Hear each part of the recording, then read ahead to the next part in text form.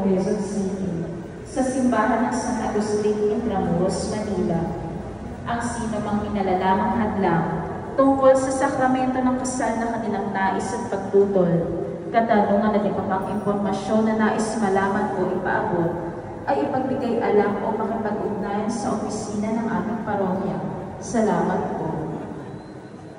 Ang ating pong simbahan ay taus-pusong nagpapasalamat para sa lahat ng grupo, individual at pamilyang tumangkilik, naging bahagi at nag-ali ng pasasalamat para sa misa natin ito na sina Burgos, Ramirez, at Villanueva family. At sa mga nag-ali sa misang ito naging mga tanging kahilingan. Isang mapagpalang araw po sa inyong lahat. Ngayon po ay September 8, 2025, Lunes. At ngayon po ay pinagdiriwang natin ang kapistahan ng pagsilang ng Mahal na Birheng Maria.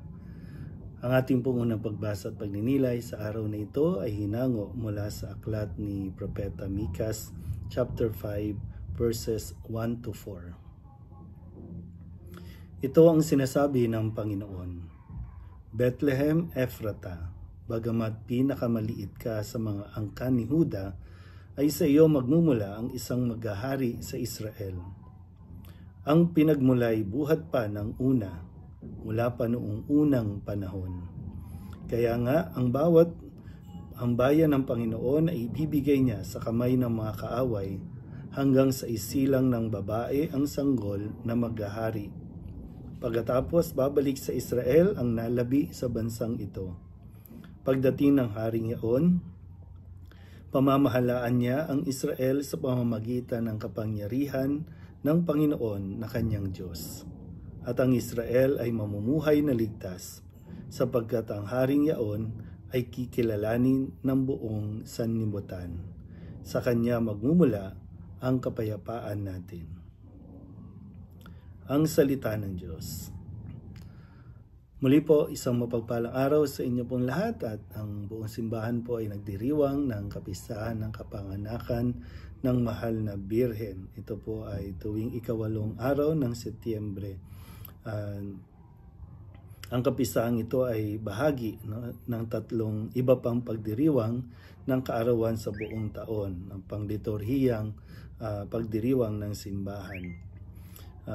Bukod po kay San Juan Bautista, siyempre sa ating Panginoong Hesukristo, si Maria, bukod tangi na ipinagdiriwang natin din, hindi lang ang kanilang kamatayan, kundi ang kanya ring pagsilang, at napakalapit sa ating mga puso, sa ating buhay pananampalataya, ang Mahal na Birheng Maria, kung kaya nararapat lamang na ipagdiwang natin ang kanyang kapanganakan. Dahil ito ay bahagi, sabi nga sa aklat ni Propeta Mikas na ating narinig ngayon, na isang babae ang magsisilang ng isang tagapagligtas. At yan ang tumukoy at ipinakilala noon pa man si Maria, na mula sa isang napakaliit na bayan, halos hindi kilala, pero mula doon ay isinilang ang tagapagligtas mula sa isang dalaga, at si Maria. Pero nawa sa araw na ito ay sa pagdiriwang natin ng pagpaparangal natin kay Maria, at hindi nawang maalala at papagnilayan na tayong lahat ay isinilang dahil mayroong plano ang Diyos. Minsan may mga tao na nag-iisip na sana hindi na lang sila ipinanganak. Minsan napapag-isipan din natin yung ibang tao na sana hindi na rin sila nabuhay sa mundong ito. Pero lahat ay pinahintulot ng Panginoon na isilang sa mundong ito dahil merong plano ang Diyos. Ikaw na ipinanganak sa mundong ito ay nilikha ng Diyos na mabuti.